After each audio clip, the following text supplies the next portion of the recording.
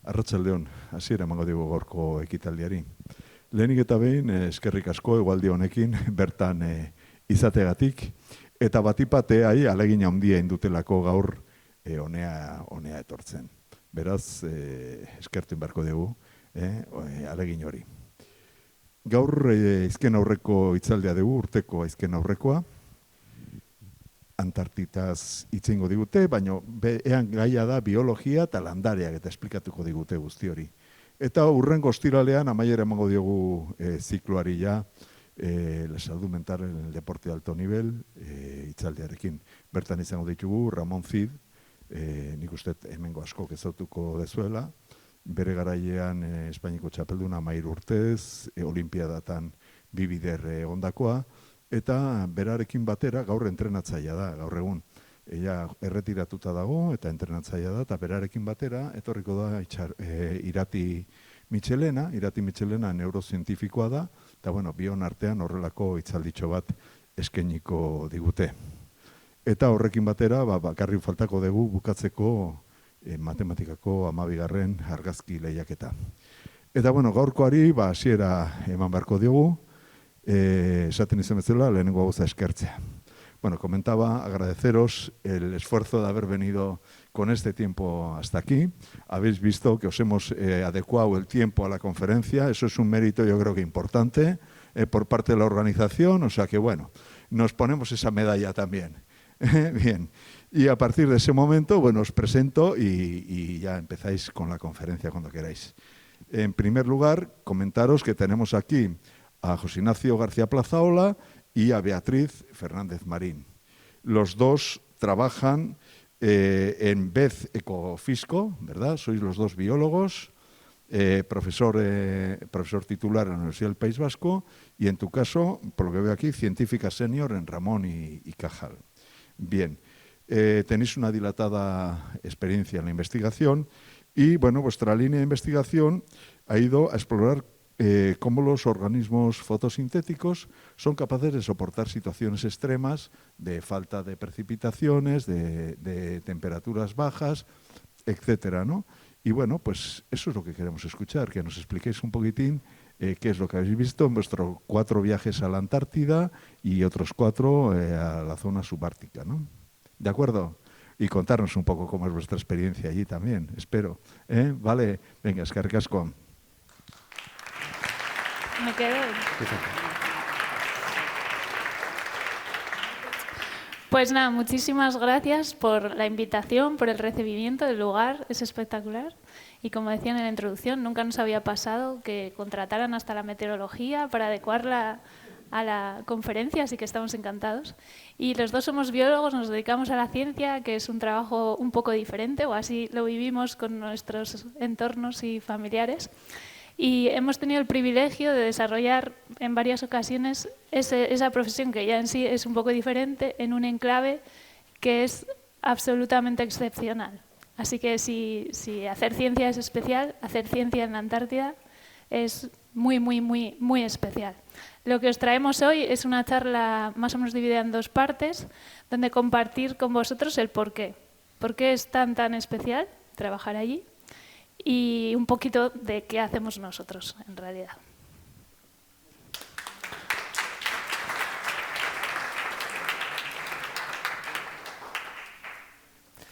Bueno, voy a empezar yo contándoos algunas cositas sobre la Antártida y sobre nuestras actividades.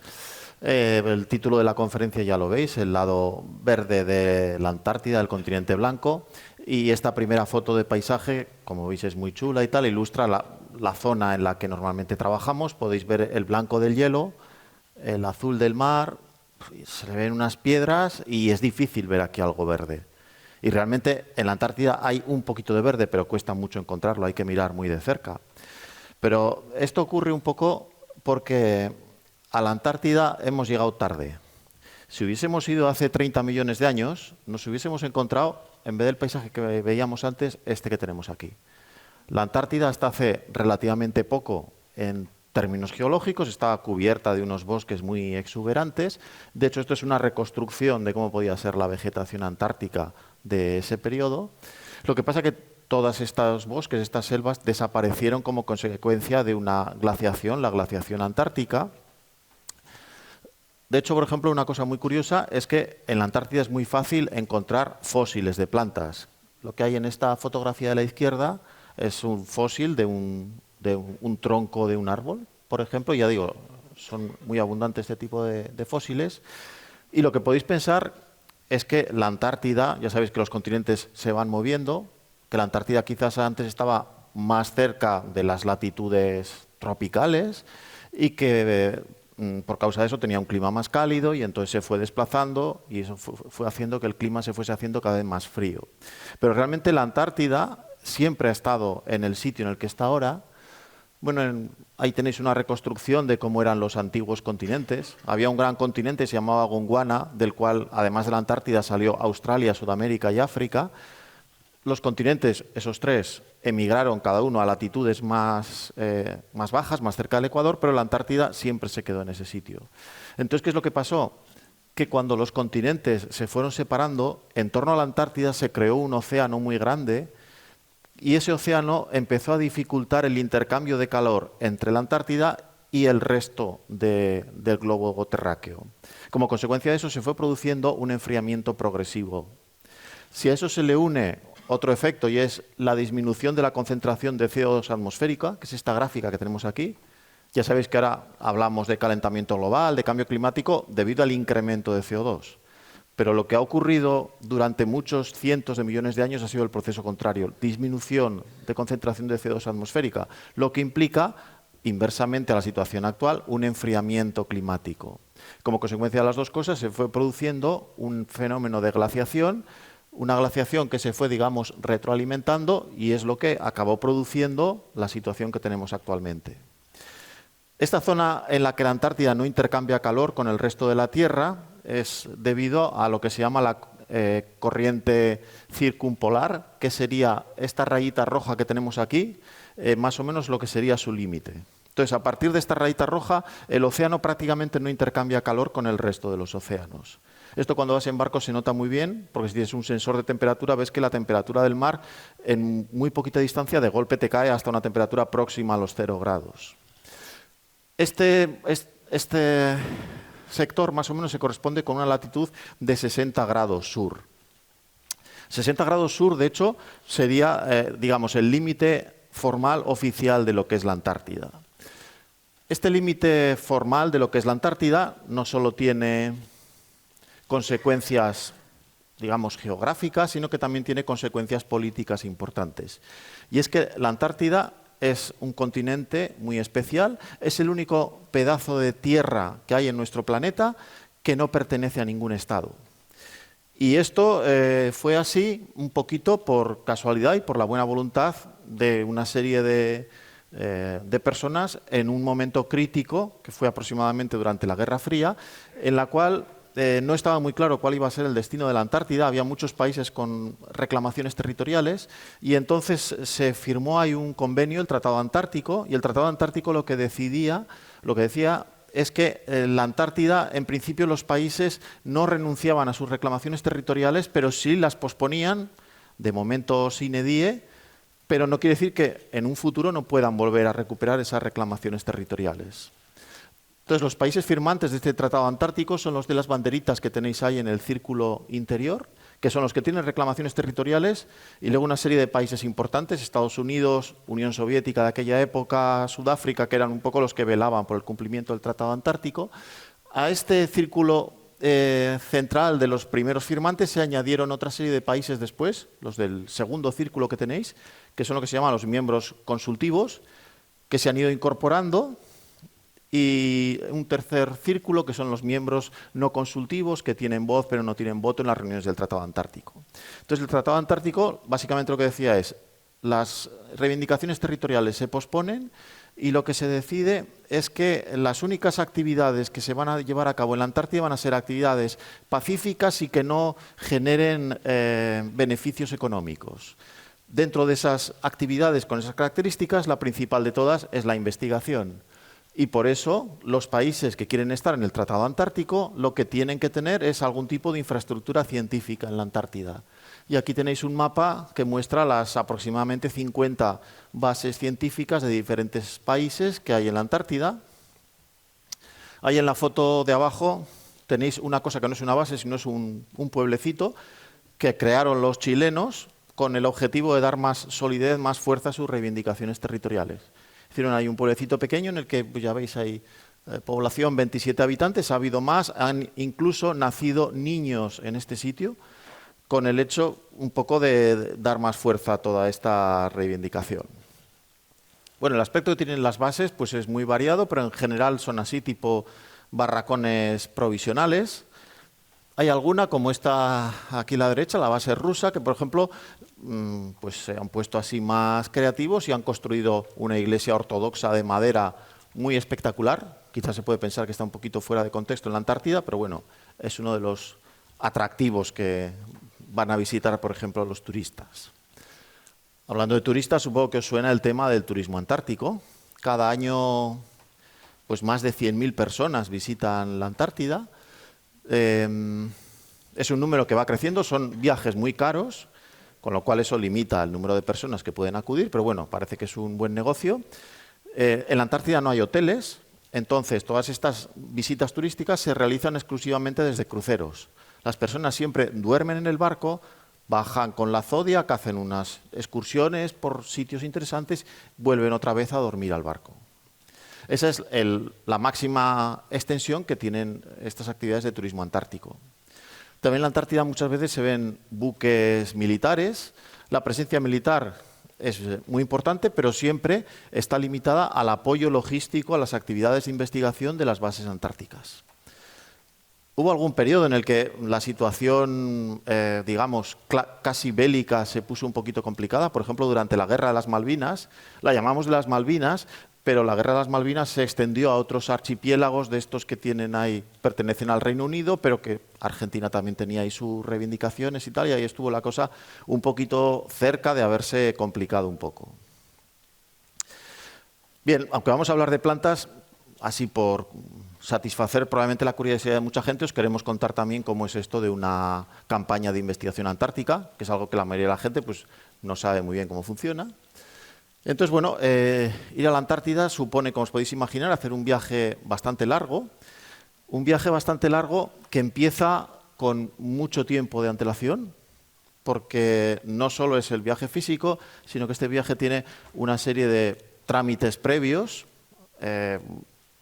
lo comentábamos hace un rato, trámites burocráticos infinitos y desesperantes y cada vez más.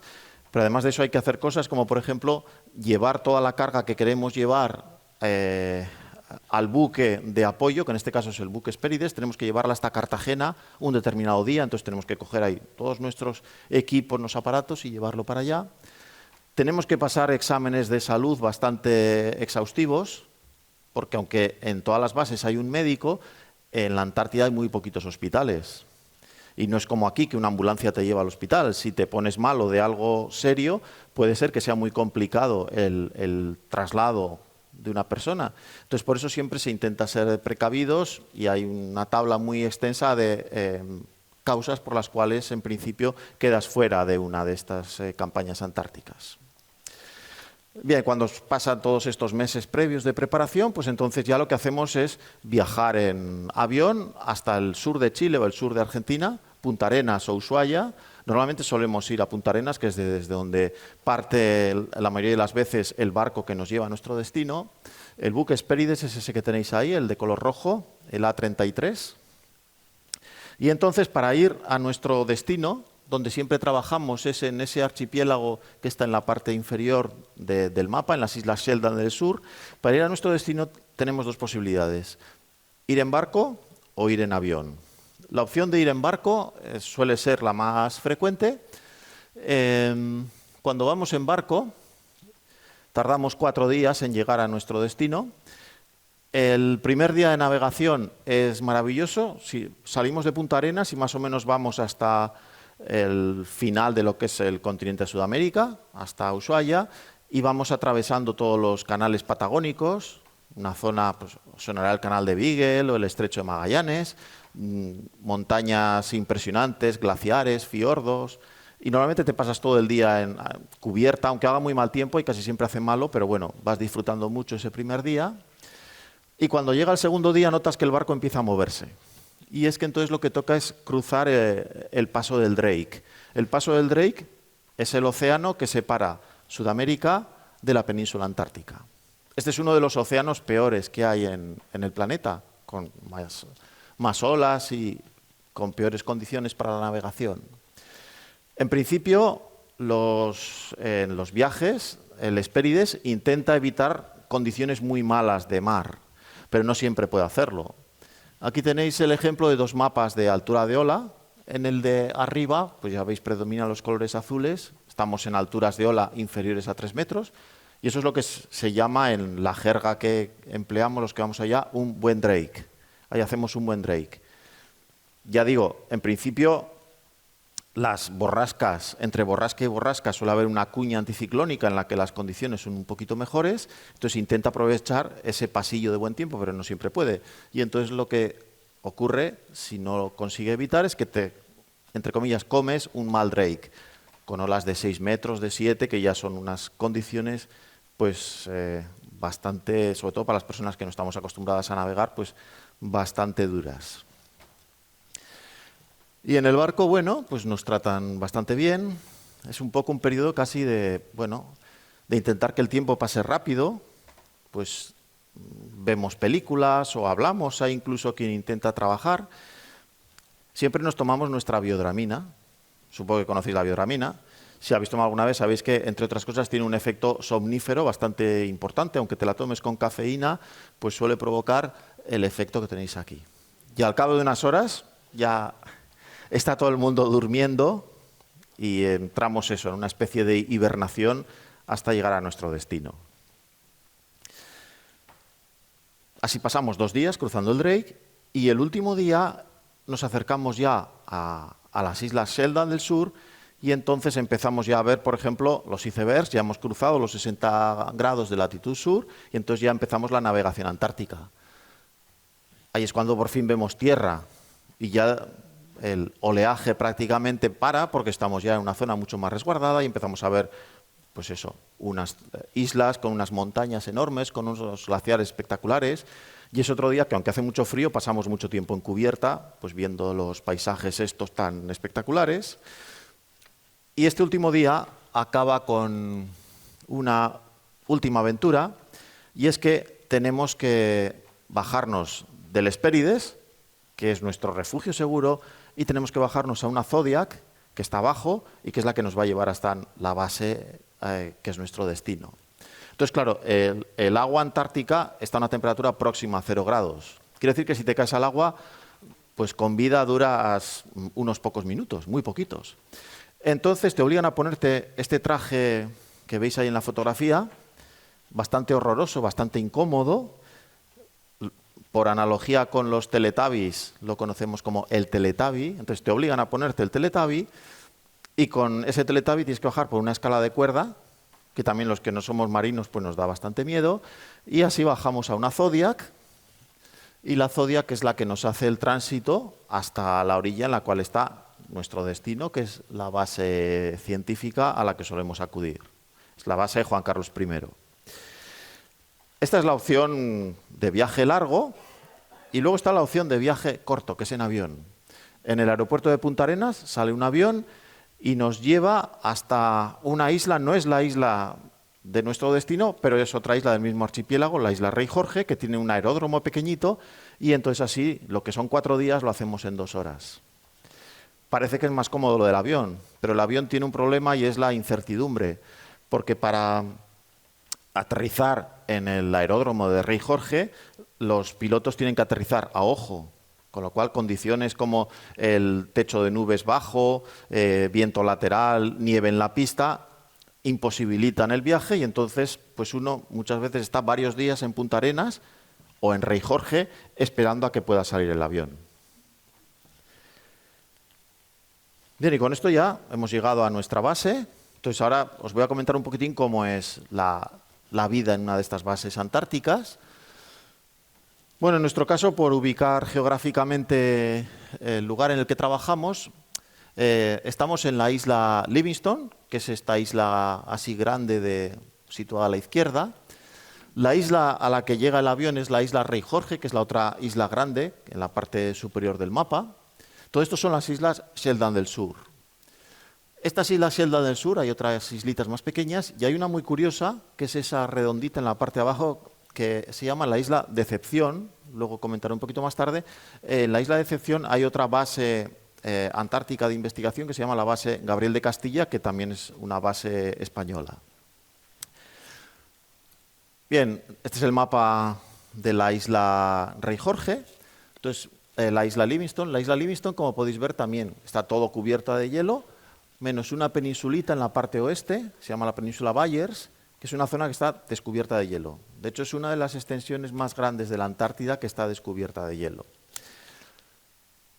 En una de estas penínsulas de la isla Livingstone, en una zona pegadita a la costa donde no hay hielo, el glaciar queda como 1 kilómetro de distancia, es donde está la base Juan Carlos I, que es nuestro destino. La base Juan Carlos I es una base gestionada por el CSIC, Consejo Superior de Investigaciones Científicas, y ahí es donde se lleva a cabo la mayor parte de la investigación que hacemos.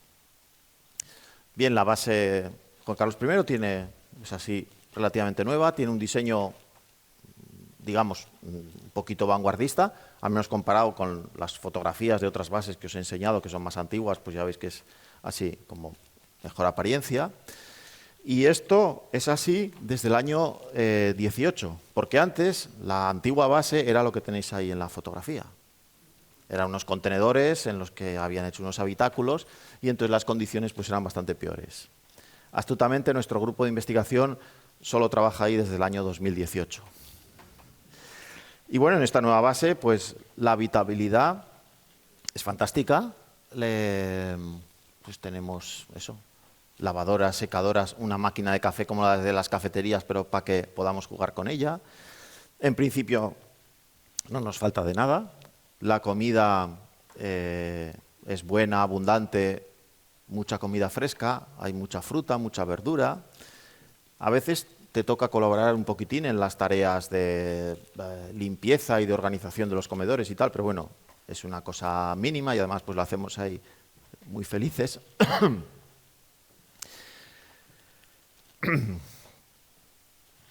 Y bueno, esto, lo de la comida saludable y buena y tal, pues funciona así normalmente, pero a veces ocurren circunstancias que complican.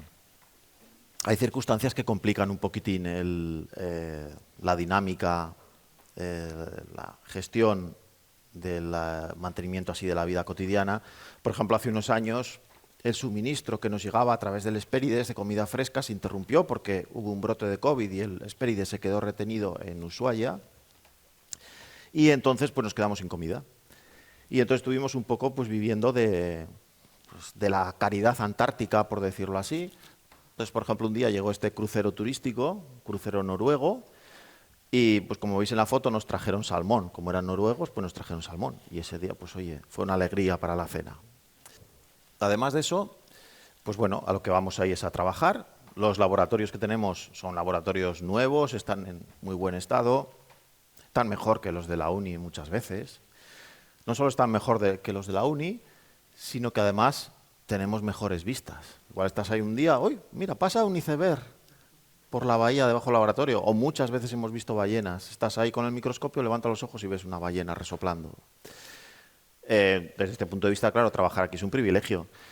Sí que también, como estamos en la Antártida, tenemos que aprovechar el tiempo que dedicamos durante la campaña y entonces muchas veces pues, nos pasa, como en esta fotografía, las 22:30 y ahí seguimos. Hay que aprovechar la situación y, bueno, tampoco hay muchas más diversiones y muchas más cosas que hacer. Así que entonces metemos muchas horas. Sí que un poquitín de espacio para lo lúdico sí queda y entonces nuestras campañas suelen coincidir con el carnaval y hay una celebración muy tradicional del carnaval antártico, que es lo que tenéis ahí en las fotos.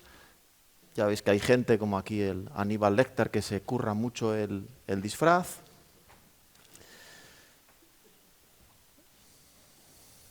Y bueno, dentro de la base hay una serie de gremios importantes. Cada gremio hace una cosa fundamental para que pueda funcionar la base. Y dentro de estos gremios, uno muy relevante son los patrones de Zodiac. Toda la conexión entre la base y los barcos se hace a través de Zodiac. Los desplazamientos de los investigadores también se hacen en Zodiac, con lo cual un papel muy importante es el de los que llevan esas Zodiac. Normalmente suele haber 2 en la base. Otro grupo importante son los guías de montaña. Toda la gente que trabaja en el exterior, sobre todo los que trabajan en glaciares, siempre van asegurados y se desplazan o con motos de nieve o con crampones por el glaciar y siempre controlados y asegurados por los guías de montaña.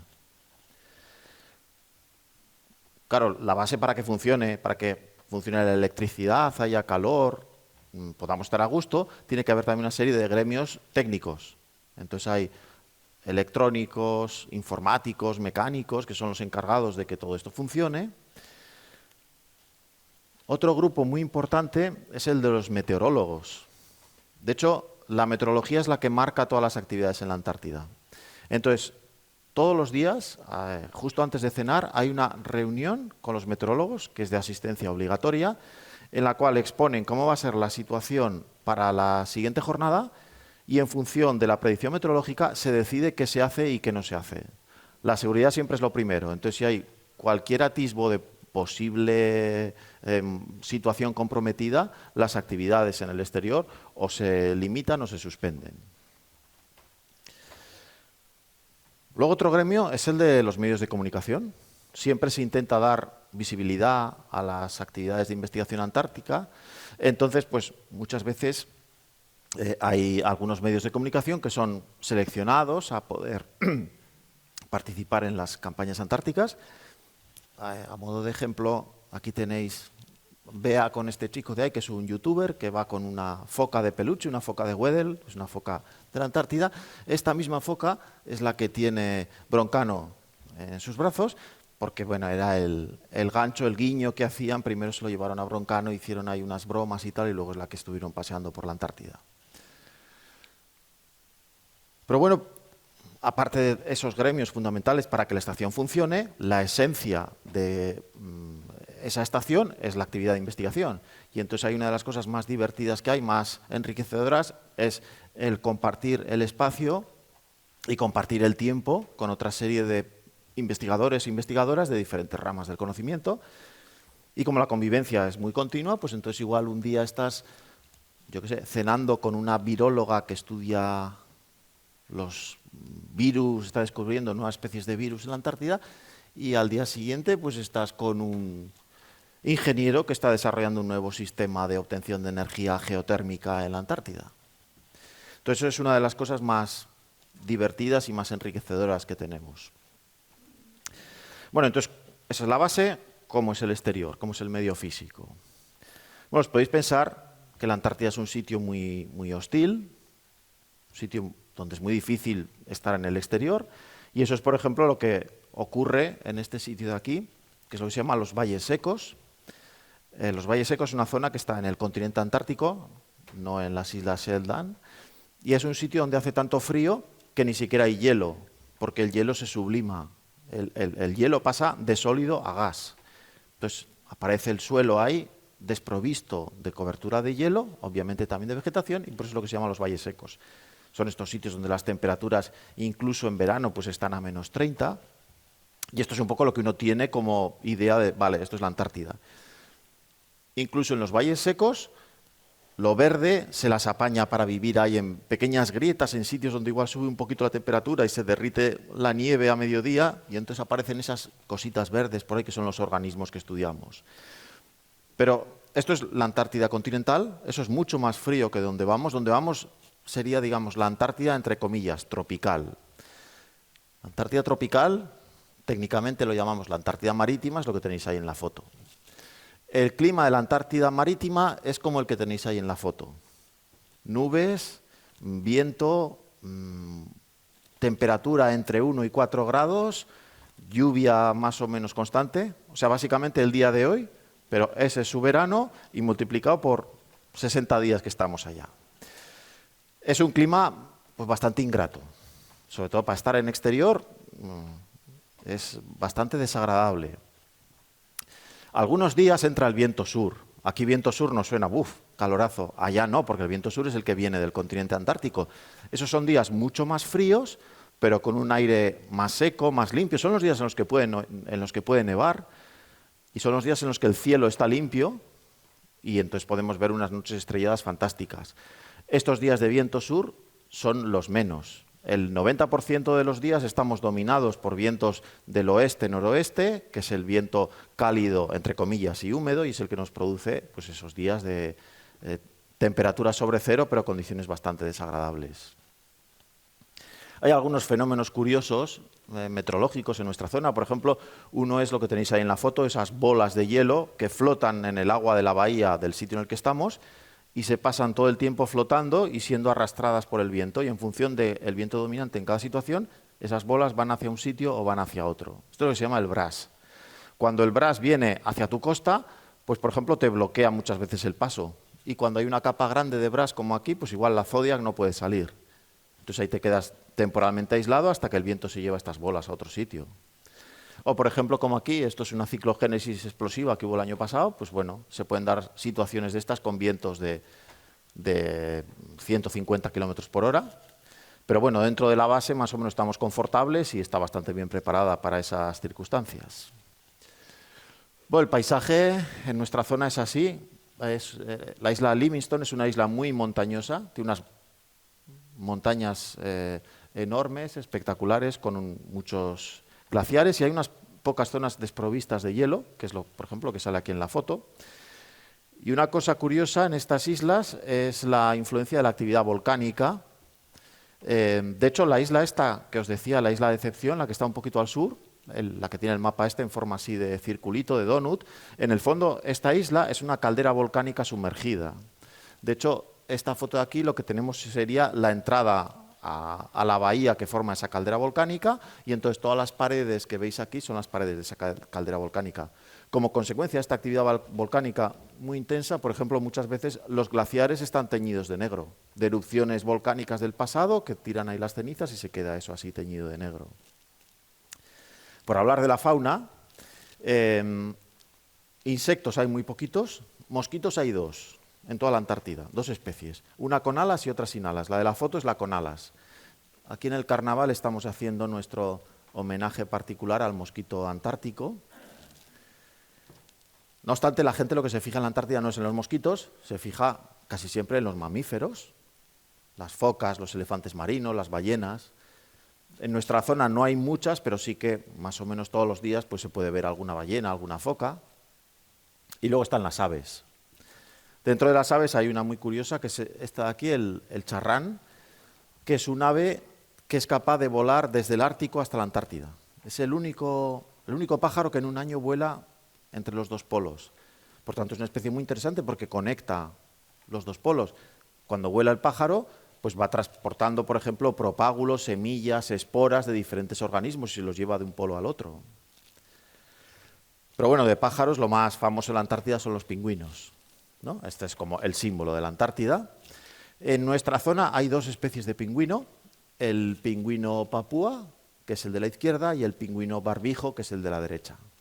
Los pingüinos, en su medio natural, son igual que os los podéis imaginar como los veis en el zoológico. Son muy simpáticos, están todo el tiempo haciendo tonterías, como parece que quieren jugar contigo. No obstante, aunque parezca eso, nosotros no nos podemos acercar, no podemos acariciar y jugar con los pingüinos.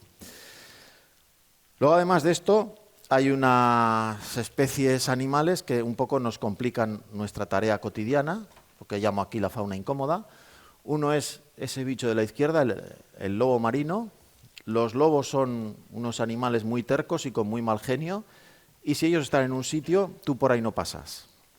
Entonces, vale, le das un rodeo. El problema es si, por ejemplo, tu experimento está justo debajo del animalito, pues ese día no lo haces. Si tus sensores, tus aparatos están ahí instalados, pues tienes que ir para otro lado. Otro animal que interfiere con los experimentos es el pajarraco este, arriba a la derecha, la escúa. La escúa es como una gaviota, pero también con muy mal genio. Cuando tiene pollos, les defiende y te ataca. Pero eso no es lo peor. Lo peor es que le encanta romper cosas, arrancar cables. Las cosas de colores le llaman mucho la atención, entonces dejas ahí tu sistema de medida con unos cables de colores y tal, llega a la escúa, pues le encanta arrancarlo y llevarlo para el nido. Luego está ahí abajo la foca leopardo, es el superpredador en la Antártida. La foca leopardo es como una foca, pero así gigante, con una boca enorme que parece una especie de dinosaurio. Y entonces para la gente que trabaja cerca de la orilla siempre tiene que estar mirando que no haya alguna foca leopardo cerca. Las focas leopardo además son muy curiosas y muchas veces se acercan a mirar cuando ven una persona. Luego los pingüinos también tienen garrapatas. Se ven muchas garrapatas, no sabemos hasta qué punto estas se pueden transmitir a humanos o no. En cualquier caso, lo que decía antes, tenemos la obligación de mantener un límite de 10 metros con la fauna. Los pingüinos a veces incumplen ese límite, tú estás ahí haciendo tus mediciones y el pingüino es el que se acerca a ver qué es lo que estás haciendo. Muchas veces se te ponen a 2 metros. Entonces plantea ahí un problema legal complicado. Y no obstante, este límite de 10 metros se ha aumentado, creo que a 100 o algo así, este último año a cuenta de la gripe aviar. Ya sabéis que es un problema creciente. Entonces, en la Antártida ha habido varios brotes muy importantes de gripe aviar y a raíz de esto ya nuestro límite de distancia, eso se ha fijado en unos 100 metros. Luego, aparte de lo que son los animales, pues lo otro que tenemos es lo verde, que es a lo que nos dedicamos y es lo que os va a contar ahora Bea. Eso es.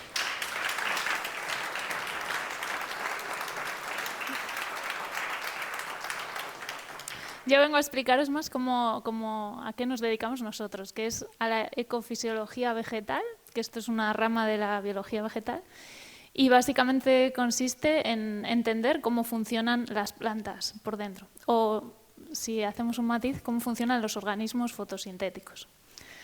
Estamos centrados sobre todo en el proceso principal de este tipo de seres vivos, que es ese proceso tan fascinante, que es la fotosíntesis, mediante el cual algunos seres son capaces de, utilizando básicamente agua y CO2 del aire y aprovechando la energía del sol, producir azúcares y liberar oxígeno en el proceso.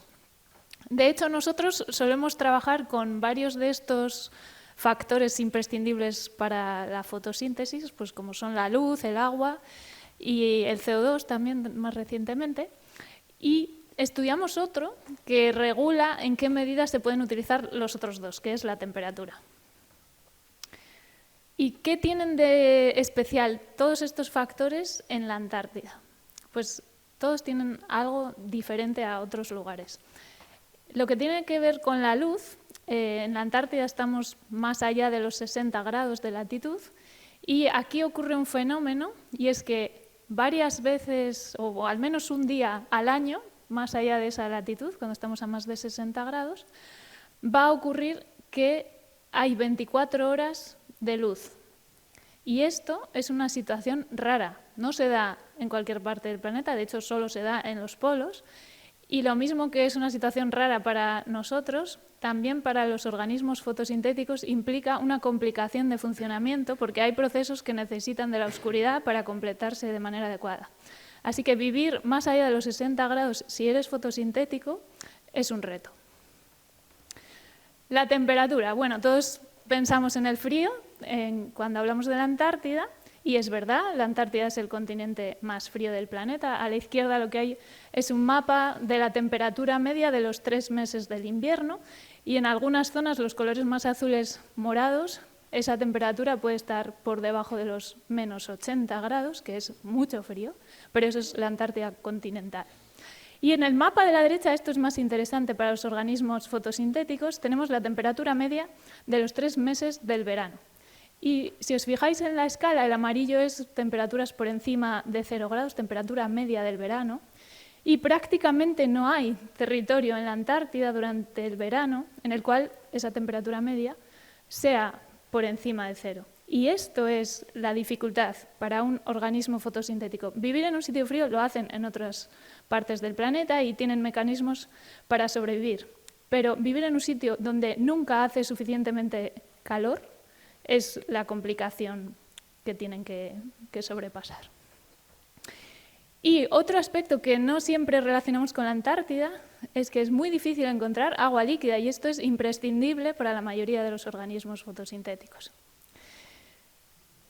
Nunca hemos visto, de hecho, un pingüino llevando paraguas allí. Porque, aparte de que hay mucho hielo en la Antártida, el 98% del territorio está cubierto por hielo permanente, la precipitación, que casi siempre es en forma de nieve, es muy, muy escasa. En este mapa se representa cómo se distribuye heterogéneamente a lo largo del año, pero el promedio es de unos 160 milímetros anuales. El límite para designar a un territorio como desértico es 250. Así que la Antártida es un desierto. Y esto es una dificultad más para los organismos fotosintéticos. De todas maneras, la Antártida es un territorio muy grande, aproximadamente 1,3 veces el tamaño de toda Europa, y, por supuesto, hay heterogeneidad. En este mapa destacamos la parte azulada a mano izquierda, es una región biogeográfica que se denomina Antártida Marítima, es ahí donde trabajamos nosotros, y tiene un clima más oceánico, más suave y un poco más húmedo que el resto del continente. En este otro mapa, las zonas grises son aquellas donde se concentra la mayor parte de la vegetación terrestre en la Antártida, y si os fijáis bien, coincide bastante con esa región de la Antártida Marítima, donde las condiciones son un poco más favorables. Pero, ¿qué tipo de plantas, de organismos fotosintéticos podemos encontrar allí? Y vamos a pensar pues, en plantas o tipos de organismos fotosintéticos que podamos encontrar en nuestro entorno cotidiano. O mejor, os voy a decir aquellas que no vamos a encontrar. No vamos a encontrar ni un solo árbol en todo ese territorio. No hay árboles en la Antártida. Tampoco hay arbustos, porque de hecho no hay ninguna especie de planta leñosa. No existen.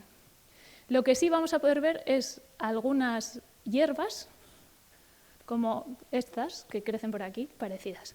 Y en la siguiente diapositiva os voy a resumir toda la flora vascular, todas las plantas que tienen flor que hay en ese continente tan grande, que son 2. En todo el continente solo hay estas 2 plantas. Una es parecida a un césped de Stampsia y la otra se le llama clavelito antártico, que es Colobanthus, y ahí tenéis su pequeña flor. Así que plantas, lo que es plantas, no hay muchas. Pero hay otro tipo de organismos fotosintéticos. En esta imagen, debajo del limaco, tenemos un musgo. O, si lo decimos así más técnicamente, allí podemos encontrar bastantes especies más de briófitos, que son distintos tipos de musgos. En concreto, hay 130 especies en toda la Antártida y en la región de la Antártida Marítima, esa donde trabajamos nosotros, hay unas 60, que es aproximadamente la mitad. La mitad de toda la biodiversidad del continente la podemos encontrar en esa región tan chiquitita.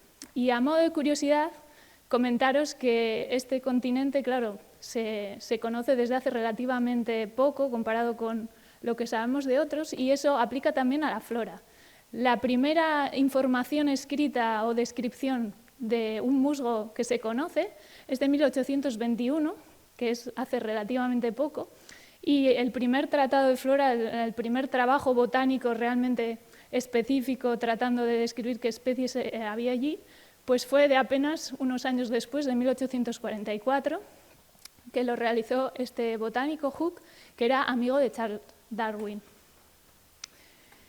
Y lo que más vamos a encontrar allí es este otro tipo de organismos fotosintéticos que también son cotidianos. Los podemos ver por la calle, por los muros, por las cortezas de los árboles. Son pequeñitos, pero a veces tienen colores llamativos. Y son unos organismos muy particulares. Son los líquenes, y su particularidad radica en que en realidad son una asociación entre 2 cosas diferentes, entre un hongo y al menos una especie de alga microscópica, unas células chiquititas que conviven con el hongo y comparten los nutrientes. Pues bien, los líquenes son los campeones de la biodiversidad en la Antártida. Hay casi 500 especies descritas hasta la fecha y de ellas casi la mitad, el 40%, las podemos encontrar de nuevo en esa región tan pequeñita de la Antártida Marítima. ¿Y cómo es nuestro trabajo allí? ¿Qué tipo de de estudios y de parámetros realizamos? Pues os voy a presentar 5 paradas a lo largo de este paisaje, porque trabajamos con pequeños microecosistemas que se van alejando cada vez más de la zona costera, de la zona marítima. Pegadas a las rocas de esta región intermareal, donde en ocasiones pueden quedar sumergidas bajo el mar, viven algunas especies de algas semejantes a las que podemos encontrar aquí en playas rocosas, y tienen que enfrentarse a algunos retos, como el de soportar la abrasión que provocan estos cristales de hielo que os comentaba Nacho, el fenómeno del BRAS. Allí trabajamos con una especie de alga roja que se llama Piropia, y es un pariente cercano de otra que podemos encontrar aquí en las costas vascas, que se llama Porfira. En este trabajo lo que tratamos es de comparar qué tal soportan ambas especies si las sometemos a una desecación muy fuerte y si las sometemos a una congelación. Y lo que obtuvimos fue que la especie que proviene de la Antártida se congela a una temperatura mucho más alta, en torno a menos 5 grados, que la especie que vive aquí, que no se congela hasta que llegamos a menos 12. Y la otra curiosidad es que la especie antártica sobrevive muy bien si le secamos, incluso a condiciones muy severas, que pueden ser de humedad relativa de 5%, mientras que la especie vasca pues, no soportó bien la situación de desecación. Esto nos sorprendió un poco porque en la teoría así de cómo funcionan las algas, nosotros pensamos que el desarrollo de la tolerancia a la desecación podría haber predispuesto a la especie antártica en un relative, ¿cómo se diría en castellano? En un pariente común que tendrían ellas anteriormente, y que a partir de esa tolerancia a la desecación fue cuando podría haber desarrollado la tolerancia a la congelación. Pero en estos resultados parece que podría haber sido al contrario.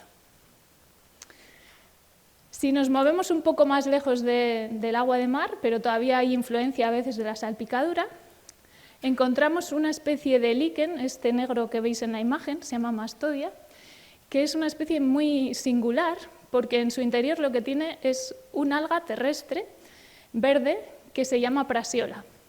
Y este alga puede vivir dentro del líquen, asociada al hongo, o bien puede vivir ella suelta, en vida libre. Y lo más curioso de todo es que ambas comparten el mismo hábitat. Esto nos permitió estudiar cómo funciona el alga dentro o fuera de esa asociación, y uno de los resultados que obtuvimos es que el alga, cuando vive ella sola, tolera mucho mejor las temperaturas altas, puede utilizar todo el carbono que coge del aire para producir muchos más azúcares, pero cuando hay temperaturas bajo cero, soporta estas condiciones mejor viviendo dentro del hongo, en esa asociación del líquen. Así que pues, en un contexto de cambio climático, un poco en función de en qué dirección cambiase la temperatura, podría predominar uno u otro tipo de hábito de vida. Dentro del mismo género, Prasiola, hay otras especies que dominan varios paisajes allí, y algunas pueden vivir tanto en arroyos intermitentes por la deglaciación del hielo como en esas zonas subcosteras. Aquí estuvimos estudiando estas otras especies, y lo que hemos encontrado es que parte de su estrategia para poder soportar esas condiciones tan complicadas de temperatura y de falta de agua a veces, pues una de las claves es cómo está confeccionado su interior. Dentro de las células tienen unos lípidos especiales, en este caso pues, se llaman tetragalactolípidos porque llevan 4 azúcares pegados a lo que sería la grasa como tal, y este tipo de moléculas hace que sean muy estables las células y que no se destruyan en las condiciones de desecación o de congelación.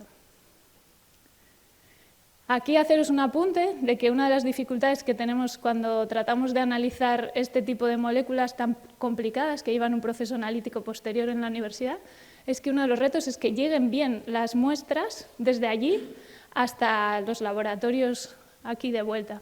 Allí necesitamos tener nitrógeno líquido, como en la imagen del medio, y esto no es siempre sencillo, ni lo hemos podido disponer en todas las campañas. Y una vez que está congelado, lo tenemos que guardar en supercongeladores, trasladarlo de la base hasta el buque Hespérides, que después tardará 3 meses en recorrer todo ese trayecto de la línea roja, las dejará en Cartagena. Normalmente en verano, sale de allí, de la Antártida, en marzo y llega en junio o julio a Cartagena, cuando hace mucho calor en esa zona.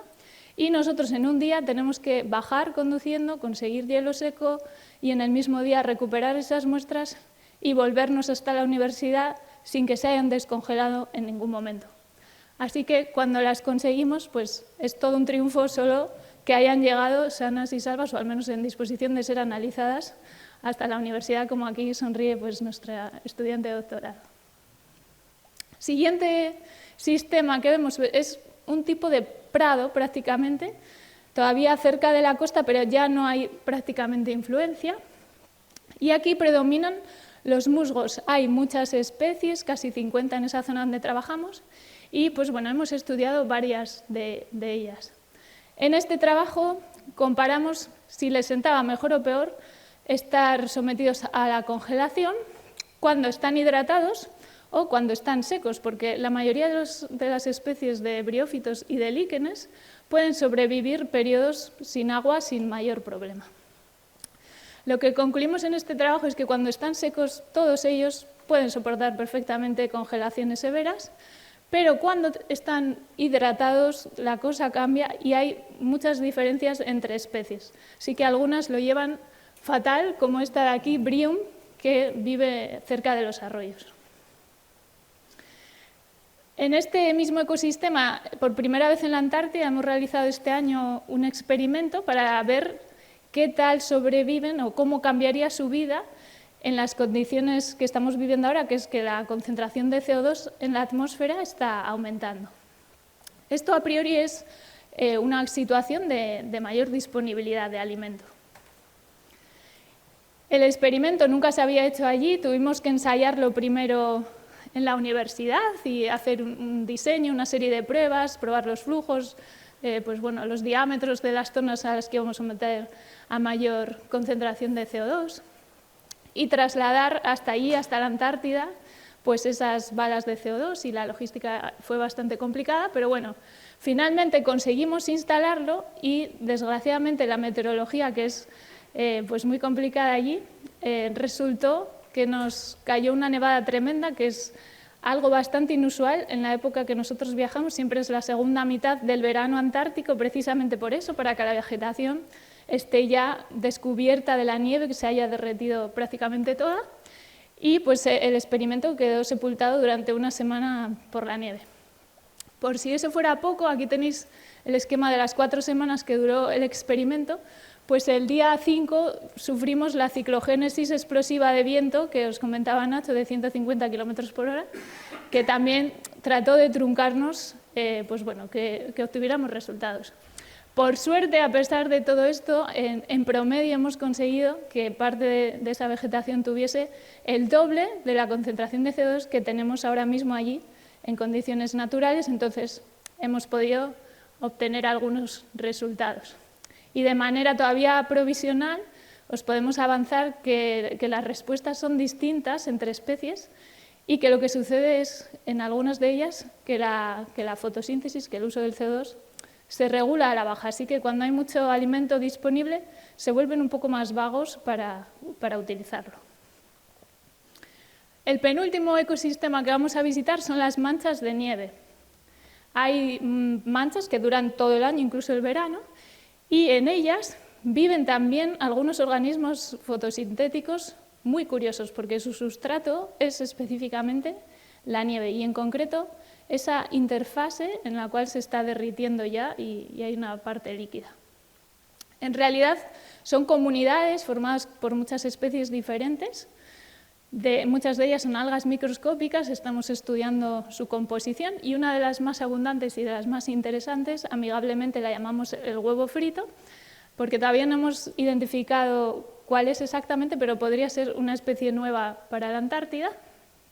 Y allí, pues bueno, les hemos hecho también algunos experimentos de desecación, de congelación, Comentaros que a veces para poder trabajar, por ejemplo, con estas muestras y que estén en su temperatura óptima, que no se nos mueran, no estamos en esos laboratorios tan calentitos y confortables que os enseñaba Nacho, sino que tenemos unas habitaciones acondicionadas, entonces podemos trabajar sin lluvia y sin viento, pero a la misma temperatura de fuera. Le llamamos la sala congelador porque hace mucho frío dentro. Y también algunos resultados preliminares que hemos visto este mismo año, en marzo, pues este tipo de algas sobreviven muy bien a la desecación, se recuperan muy bien, pero sorprendentemente no llevan también una intensidad de luz muy elevada o las temperaturas bajo cero. Y la última zona que vamos a visitar son esas colinas rocosas, donde predominan sobre todo poblaciones de líquenes como estos que veis en el primer plano.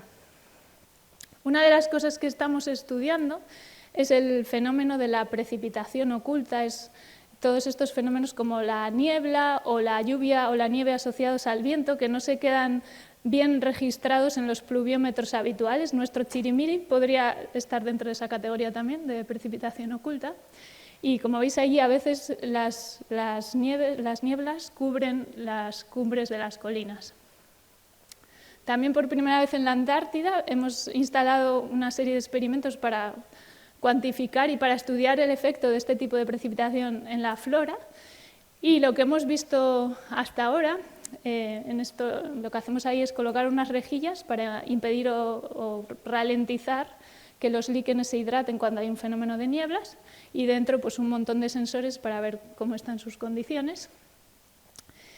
La meteorología también a veces nos estropea parte del material y este año sufrimos algunos daños, y instalar este tipo de experimentos pues requiere que los carguemos y los coloquemos muchas veces con ayuda del personal de la base y otras veces con ayuda también de otros compañeros de otros proyectos. En este evento de tanto viento, pues bueno, perdimos uno de nuestros pluviómetros, pero esos son los gajes del oficio. Y por presentaros un par de resultados preliminares también, hasta ahora hemos podido cuantificar y corroborar que efectivamente ese tipo de lluvia que normalmente no se registra ni se considera, pues en esa zona de la Antártida representa más de la mitad del total del agua que puede tener estas plantas disponibles, y que en qué medida las especies utilizan esa fuente de agua para su supervivencia es diferente, pero en algunas especies es la principal fuente de hidratación. Entonces, por ejemplo, en este líquen, en Usnea, más del 80% del tiempo que está hidratada es gracias a ese tipo de fenómenos. Así que cambios en la producción de nieblas o en la altura a la que se provocan, pues podría tener también consecuencias importantes en cómo es la distribución actual de la flora.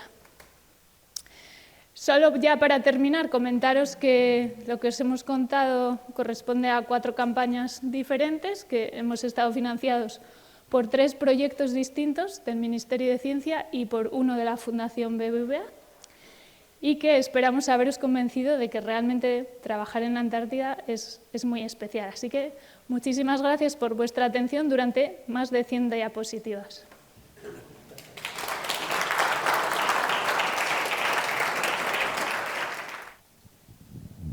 Bueno, eskerrik asko. Una magnífica conferencia. Creo que hemos aprendido mucho sobre la Antártida y sobre las plantas de la Antártida. Ahora viene el momento de las preguntas. ¿Quién se anima a preguntar?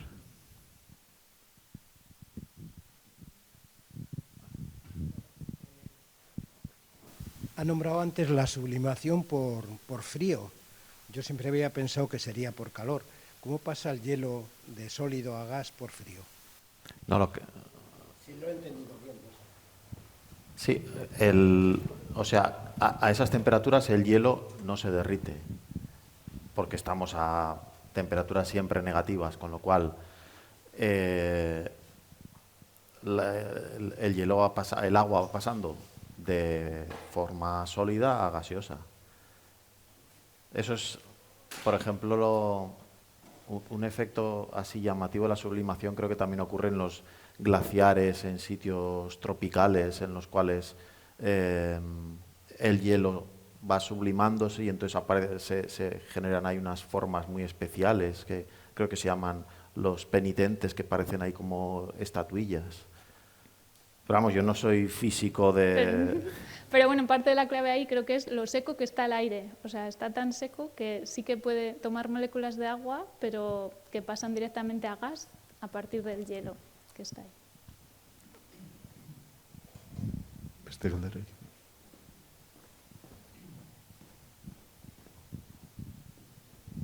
Kaixo, Gabón. A ver, yo por mi parte me gustaría saber, por vuestra parte, cuál es el trabajo que más os gusta, en qué zona o sea, al final, dentro de Beatriz, los trabajos que hacéis, o sea, cuál es la más interesante o igual lo que más os complica.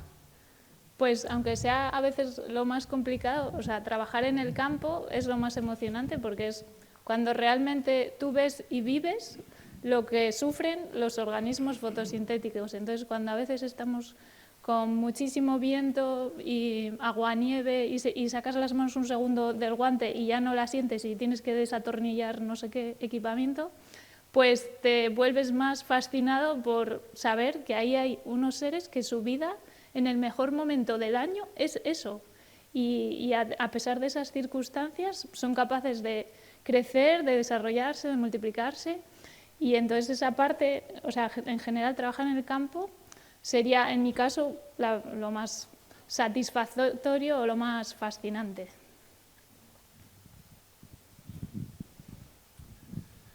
Hola, gracias por la conferencia. A mí me surge la curiosidad, ¿hay algún animal que se alimente de esos vegetales? Buena pregunta. En nuestras latitudes sí que los hay, por ejemplo, los líquenes, bueno, hay algunos tipos de limaco o así, o gasterópodos chiquititos que sí que se pueden alimentar de la parte verde del alga, y luego hay seres que viven ahí microscópicos como los tardígrados, entonces estos sí se alimentan de los líquenes, pero la verdad en la Antártida no estoy segura. Tardígrados seguramente sí, porque hay en todas partes. Pero poquitos, habrá poquitos. Y lo que sí hemos visto muchas veces es a las escúas, a esa especie de gaviota con mal humor, de arrancar líquenes y musgos, no sabemos si los usa para sus nidos o si es para gastar el tiempo, pero sí que los arrancan, o sea, no es nutritivo, parece. De hecho, una cosa llamativa con los líquenes en la Antártida, se forman campos de líquenes, como los que podría haber en el Ártico, pero los líquenes son mucho más grandes en tamaño que los del Ártico. O sea, hay un efecto de gigantismo, probablemente porque no hay herbívoros. En el Ártico hay renos que comen líquenes, pero no hay ningún herbívoro grande. Bueno, pues con esto ya le damos paso al siguiente punto, ¿verdad? Bueno, primero, vosotros no sabréis, pero a los de Beasain nos llaman limacos y ya veis que hemos llegado hasta la Antártida, ¿eh? Somos auténticamente imperialistas totales, ¿eh? Pero bueno, broma aparte, bueno, ahora tendremos la posibilidad de comer un poquito de tortilla y tomar un vinito. Muchísimas gracias por la conferencia. Gracias a vosotros por venir. Os esperamos el viernes que viene también. Eskerrik asko, Danai.